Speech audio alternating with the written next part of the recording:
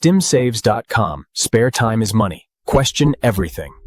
Wiki Asomani-9 when U.S. Ovens counter-narcotics world phenomena, UAP, also known as UFOs. He joined the U.S. Army at 17. For many theories, counter-narcotics various roles, including counter-narcotics, counter-espionage, and counter-terrorism. Elizondo's experience in these areas eventually led him to manage and direct special access programs for the U.S. government, reporting directly to the White House and the National Security Council. Jay Stratton, another former government official, worked on the UAP topic for over 16 years, starting with the Army and transitioning through Naval Intelligence Agency. Stratton's colleagues at the DIA began receiving reports of UAP sightings, which sparked an investigation into their origins and implications. Elizondo report incidences, per crap incidents, but the information remains classified. Elizondo's work on the UAP program involved analyzing reports from multiple sources, including military personnel, civilians, and commercial pilots.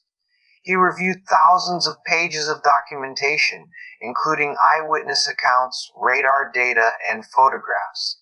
Many witnesses described seeing unusual objects in the sky, often with strange propulsion systems or no visible engines, while others described objects moving at incredible speeds or performing impossible maneuvers. Elizondo's team used advanced software to analyze radar data, trying to identify patterns or characteristics that could explain the UAP. Several high-ranking officials have come in UAP research. Shedding light, officials have come forward to discuss their involvement in UAP research, shedding light on a previously secretive area of government activity. Their testimonies offer a glimpse into the complex world of UAP investigation, highlighting both the intrigue and the frustration of working on this enigmatic topic.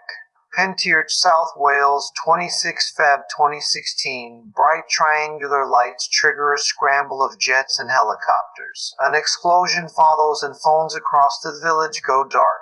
Former Pentagon official who had been working on the UAP topic for over 16 years. According to Elizondo, Stratton made him aware not only that the phenomenon was real. In 2009, Senator Harry Reid, then Senate Majority Leader, sponsored funding for a new program, which would eventually become ATIP, the Advanced Aerospace Threat Identification Program. This effort aimed to investigate UAP sightings and determine whether they posed a threat to national security. Elizondo and his team had access to some of the most sensitive videos in the Department of Defense inventory. These recordings showed objects seemingly defying all that humanity knows about physics, operating with complete impunity around the world since at least the 1940s. Jay Stratton, a veteran of the Army and Naval Intelligence, corroborates Elizondo's account. According to Stratton, during his time at NORAD, he witnessed an event that left an indelible mark on his memory. It happened while tracking unknown targets on radars, and the commander says, "I want that target," Stratton recounts. That means his experience, combined with Elizondo's picture of world where officials are torn between their duty to reveal the truth and their obligation to maintain national security. The exact nature and extent of these events remain shrouded in secrecy, fueling speculation and debate. As the investigation and debate, Elizondo and his team encountered more evidence of a deeply hidden and much larger program. This legacy program, as it came to be known, had been capturing, retrieving, and reverse engineering UAPs since at least 1947. The existence of this program raises questions about its purpose and scope. Was it designed to harness the technology of UAPs, or did it aim to understand the intentions behind these enigmatic objects? According to Elizondo, the program was so sensitive that it was on Member 424 Force. Truth about USS Nomina is far more complex and intriguing than anyone could have imagined. On November 14, 24, Lou Elizondo was on board the USS Nimitz, a nuclear aircraft carrier off the coast of San Diego, California. He was the most senior person in the squadron flying. Elizondo launched off the ship to conduct an air defense exercise, but instead found himself chasing a UAP known as the Tic Tac UAP. Witnesses report the object was approximately 40 feet long and appeared to be sitting still in space. Suddenly, it began to accelerate, disappearing from view as it got in front of the fake A-18 fighter jet. Radar data confirms the object reached speeds of up to 32.0 miles per hour. Elizondo's testimony corroborates, in some cases reported by multiple branches of the military and observed on numerous occasions. In some cases, UAPs were seen stalking Navy vessels on deployment, leaving officials stunned and concerned about intelligence failures. One such incident occurred when two fake A-18 fighter jets from Elizondo's squadron were flying in close proximity to each other. One of these objects went right between them, passing directly in front of the lead aircraft feet. Witnesses described the object as a dark gray or black cube inside a clear sphere. The pilot who witnessed this event described it as a clear anomaly that defied explanation. This incident highlights the complexity and intrigue surrounding UAP research. He encountered fierce resistance from those within the government who sought to keep the topic hidden. The taboo surrounding UAPs was too big of a pill to swallow for most people in leadership positions. Despite the challenges, Elizondo remained committed to uncovering the truth. His decision to resign from his position at the Pentagon sparked controversy within the government and the media. However, it also brought attention to the UAP issue, shedding light on a previously secretive area of government activity. This event is just one of many incidents that highlight the need for further investigation into the phenomenon. As Elizondo and his team dug deeper into the legacy program, they encountered unexpected obstacles. On top of the usual bureaucratic red tape, they faced pushback from people within the Pentagon who held strong religious convictions. These individuals believed that the study of UAPs was tantamount to meddling. The official's words echoes hondo and dos mondos mond. Elizondo recalls being taken aback by the comment, which seemed to come from a place of deep conviction. The official's words echoed through Elizondo's mind long after the encounter, leaving him wondering about the extent to which personal beliefs influence national security decisions. This incident highlighted a peculiar aspect of the UAP phenomenon, the intersection of science and faith. As Elizondo delved deeper into the subject, he began to realize that some officials saw the study of UAPs as an affront to their deeply held convictions, struggled to reconcile their professional obligations with their personal beliefs. The resistance from these officials extended far beyond mere skepticism. When Elizondo and his team attempted to communicate with scientists involved in the legacy, the Elizondo's team tried to navigate this treacherous landscape, but their efforts were constantly thwarted. They were forced to operate in secret using coded language and encrypted communication channels to avoid detection. The stakes were high, and the consequences of being discovered could have been severe. In one instance, Elizondo received a cryptic message from a trusted source within the program. The message read, "We can't talk about this over email or phone. Meet me at the coffee shop on 5th Street at 3 p.m. Elizondo arrived at the designated time, only to find the source nowhere to be found. A note on the table read, "They're watching us. We need to be more careful." This incident underscored the paranoia that had taken hold within the program. Employees began to see the phenomenon as a microcosm with the larger issues facing humanity: the struggle between science and faith, the tension between progress and tradition, the triangular lights, the explosion, and the phones going dark, all pointed to a phenomenon that defied explanation.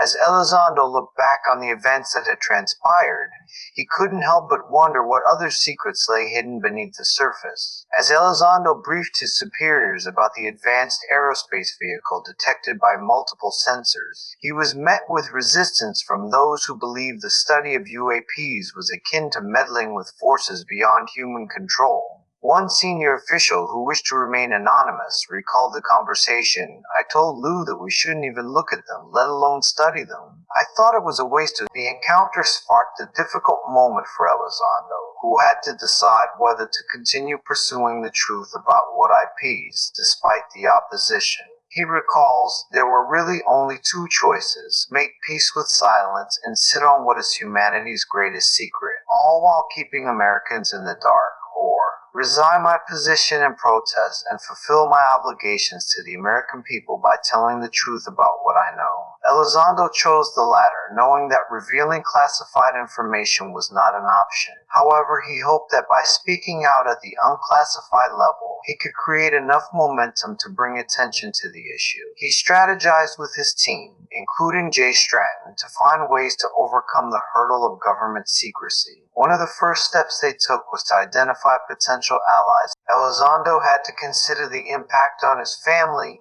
and his reputation. As he looked back on his career, he realized that he had been part of a legacy program that had been operating in secret for decades. The more he learned, the more he understood the magnitude of the issue. Records show that the leaders of the program shut down any attempts at collaboration, leaving Elizondo's team to operate in secret. In one instance, Elizondo received a warning from a trusted source. Be careful who you trust. There are those who will stop at nothing to keep this secret buried. Elizondo's decision to speak out sparked controversy within the government and the media. The legacy program had been operating in secret for decades, and Elizondo's team had uncovered only a small fraction of the truth. In 2015, Elizondo's team encountered an unusual incident involving a UAP near the USS Nimitz aircraft carrier off the coast of San Diego. Witnesses report that the object, described as a 40-foot-long tic-tac, hovered over the water before accelerating to incredible speeds and disappearing into thin air. Commander David Fravor, a Navy pilot who witnessed the incident, recalled the experience in an interview. "It was like nothing I've ever seen before," he said.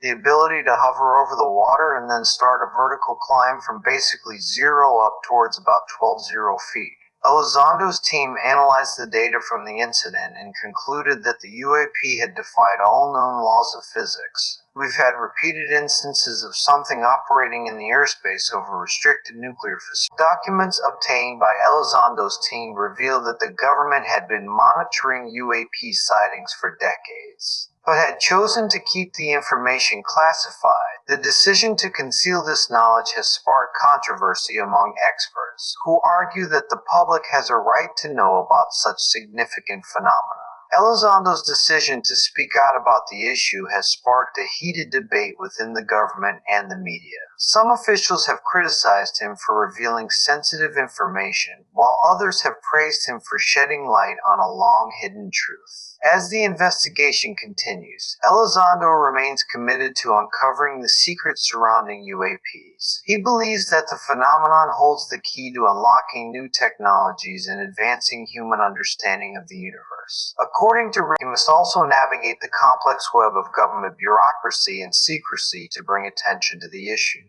Despite these obstacles, Elizondo remains undeterred. He believes that the pursuit of knowledge and understanding is essential to humanity's progress, and that the study of UAPs is a crucial step in that journey. As he navigated the complex world of military intelligence, Lou Elizondo began to feel an overwhelming sense of isolation. It started during one of his routine commutes home from work. Stuck in traffic on a busy highway, thousands of cars surrounded him, yet he felt completely alone. This feeling would stay with him for years, a nagging reminder of the weight of his responsibilities. They discovered that the object had accelerated at a rate of 10 G-forces, far exceeding the capabilities of any human-made vehicle.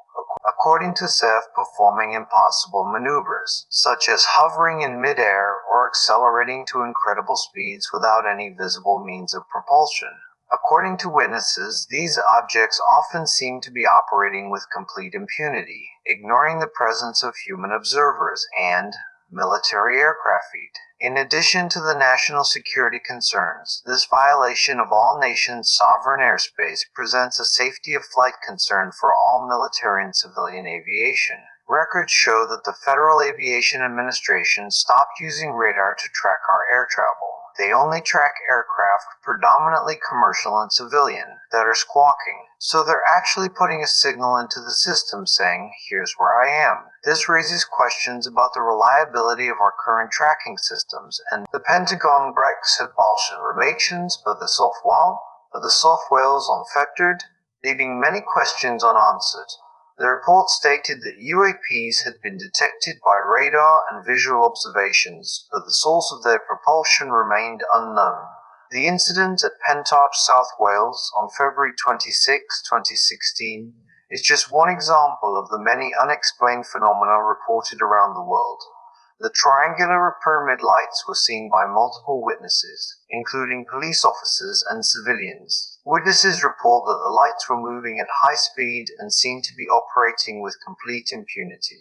As the debate over UAP's continuation capabilities beyond next-generation capabilities, according to Dr. Hal Puthoff, a renowned physicist, the incident sparked a renewed interest in the phenomenon within the military. Some experts propose that UAPs could be interdimensional or extraterrestrial in nature. This theory suggests that these objects may be accessing alternate dimensions or realities, allowing them to move through space and time in ways that defy our current understanding of physics. Others propose that UAPs could be a combination of both natural and artificial phenomena. The implications of UAPs on our understanding of the universe are profound. If these objects are indeed exotic technologies, it would challenge our current understanding of physics and raise questions about the potential for advanced propulsion systems. The possibility of interdimensional or extraterrestrial activity also raises fundamental. On May 11, 2024, the Pentagon released a statement confirming the existence of UAPs, but downplaying their significance. However, as more incidents were reported, the department was compelled to take a more serious stance. By 2015, the Pentagon had acknowledged that UAPs posed a legitimate threat to national security. The belief that an adversary or whoever could not do something because it had never been done before proved to be a costly assumption.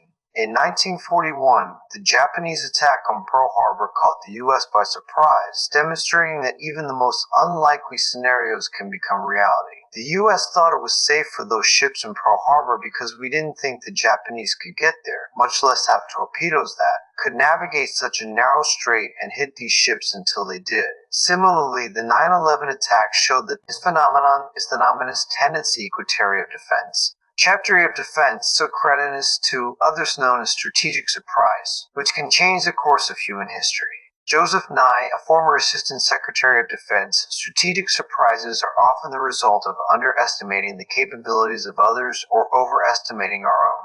The consequences of such miscalculations can be devastating, leading to a loss of lives, resources, and credibility. One classified briefing that I gave to members of the House and Senate left them shaken. I brought military pilots to tell them the story of their encounters with UAPs. Those stories left them so rattled that they had trouble sleeping that night. The first observable characteristic of UAPs is hypersonic velocity. Our current fastest aircraft can go roughly 400-600 miles per hour, and sometimes faster, according to records. If you have Puthoff, a renowned physicist, suggests that what we are looking at is truly exotic technologies.